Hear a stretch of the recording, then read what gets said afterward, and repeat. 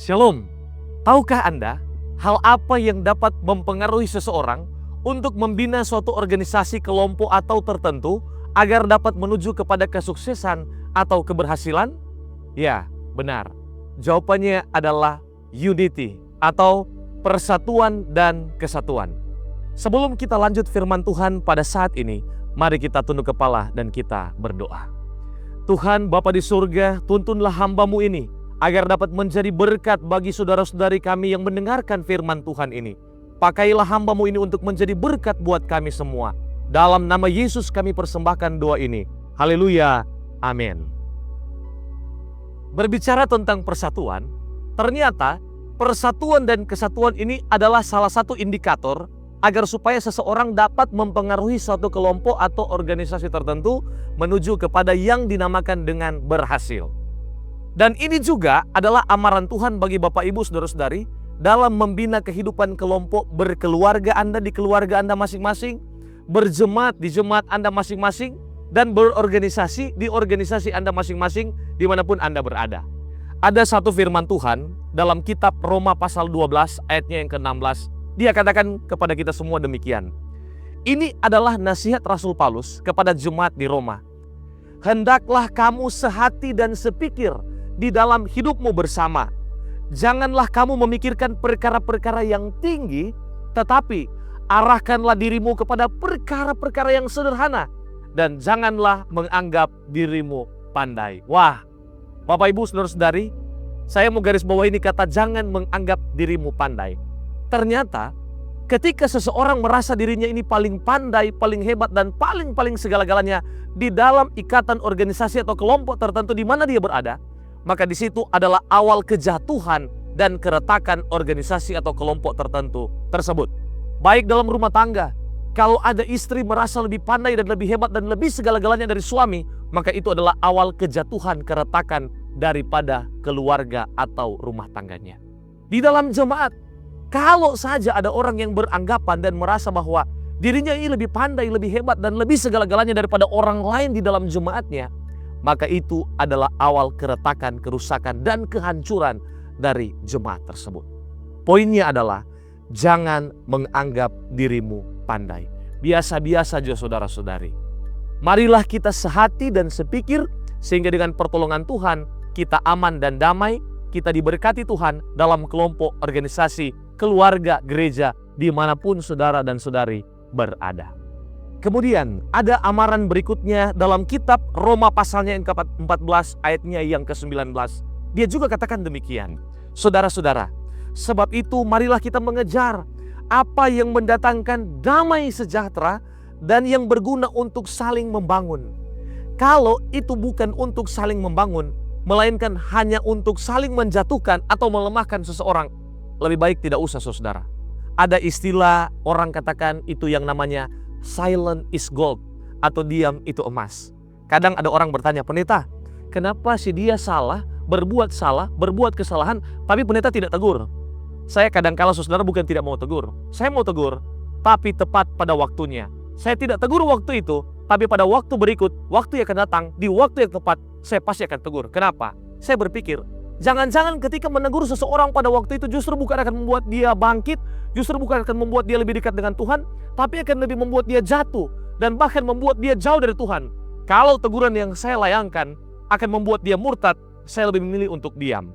Tapi bukan berarti saya tidak tegur, saya akan tegur tetapi tepat pada waktunya. Untuk itu saudara, marilah kita mencari apa yang mendatangkan kedamaian, mendatangkan sukacita, mendatangkan kebahagiaan, dan carilah hal-hal yang berguna untuk saling membangun, bukan untuk saling menjatuhkan atau saling melemahkan.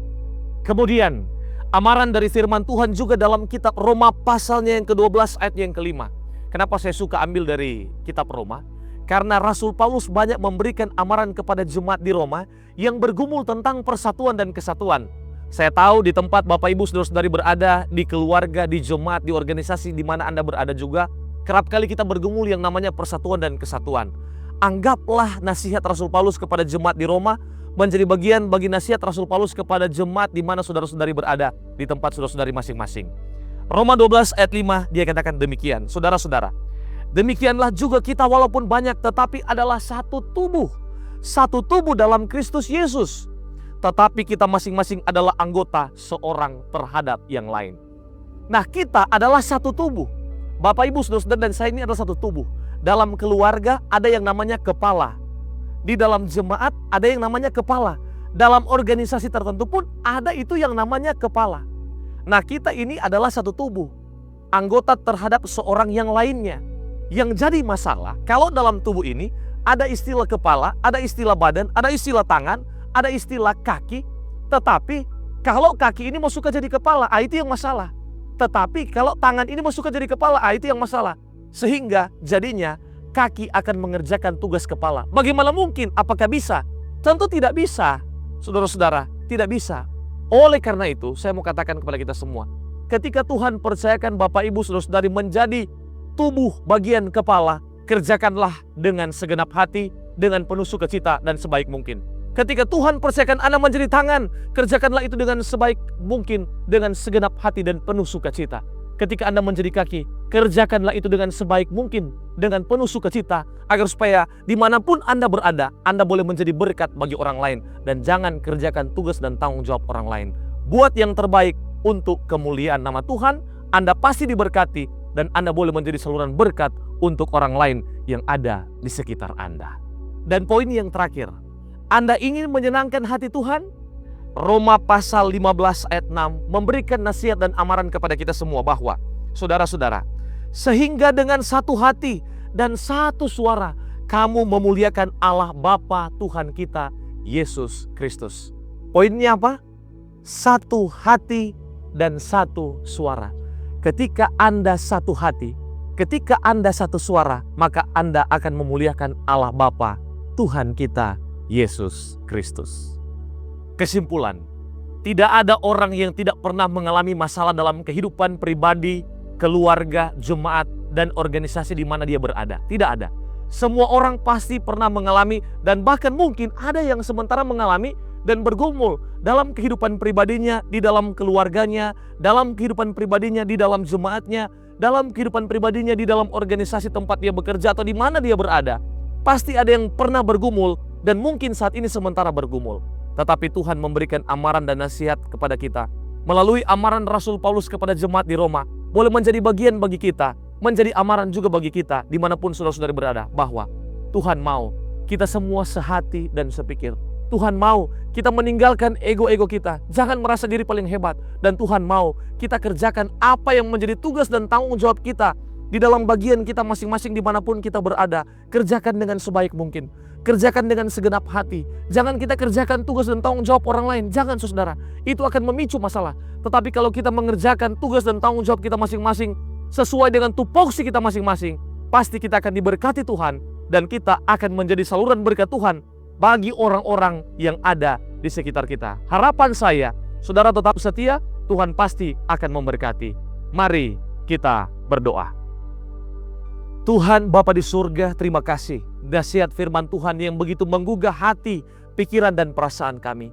Kiranya dengan pertolongan Tuhan, firman ini tidak lalu dengan sia-sia, tetapi kami dimampukan untuk praktekkan dan hidupkan firman ini dalam kehidupan kami sehari-hari. Kami rindu kami diberkati Tuhan, dan kami juga boleh menjadi saluran berkat Tuhan bagi orang-orang yang ada di sekitar kami dimanapun kami berada.